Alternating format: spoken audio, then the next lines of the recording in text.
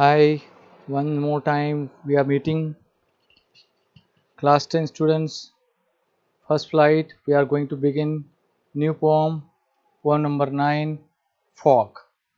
This is the very small poem written by Carl August Sandburg. He was an American poet, writer, and editor. He won 3 Pulitzer Prizes, 2 for his poetry and 1 for his biography of Abraham Lincoln.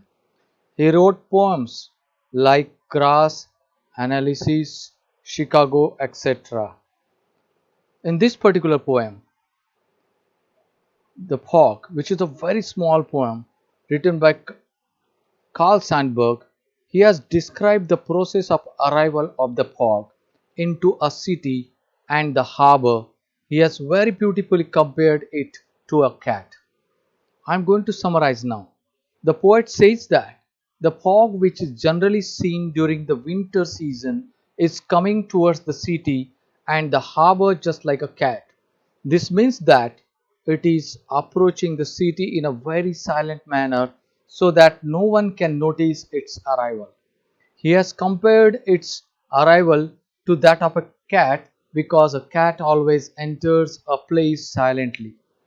Next, he says that the fog has covered the whole of the city and harbor, and it appears as if it is sitting by folding its legs and looking around just the way a cat does when it sits on the haunches and looks around. At the end, he describes the departure of the fog, which very silently and unpredictably, again similar to the departure of the cat or when it vanishes. I'm going to read now the poem, very small poem. The fog comes on little cat feet. It sits looking over harbor and city on silent haunches and then moves on. Fog, it is a thick cloud of tiny water droplets present in the atmosphere, especially in winter. Harbor, the meaning of harbor here is the port or the dock, and the haunches sitting with the knees bent. How the fog is coming, that is here. In this particular small poem, you will also find that the use of literary devices such as metaphor. Metaphor is fog is here compared with to cat, a little feet. Rhyme scheme. There is no rhyme scheme followed. Poem is written in a free verse. You can also find the personification. Fog has been personified. Fog comes and it sits. It is compared with uh, it is compared with a cat and it showing the personification. The poet is describing fog. Fog is a thick cloud of tiny water droplets present in the atmosphere. It is generally seen during the winter season.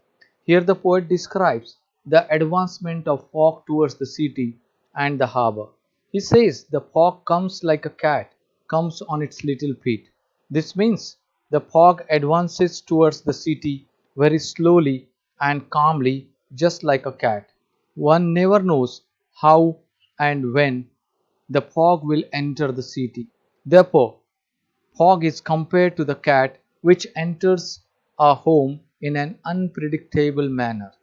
Next, he says that the fog sits over the whole of the city as a cat sits silently by folding her legs behind itself and looks around the nearby places and things. Similarly, it seems that the fog silently covers the whole of the city and the harbor and is sitting over them looking around like a cat. After a while, the fog leaves the city and moves on. The poet says so because it is a natural phenomenon that fog does not stay at a place for long and leaves the place after a few hours. So, here also the poet says that just like a cat, the fog leaves the place very silently without being noticed by anyone.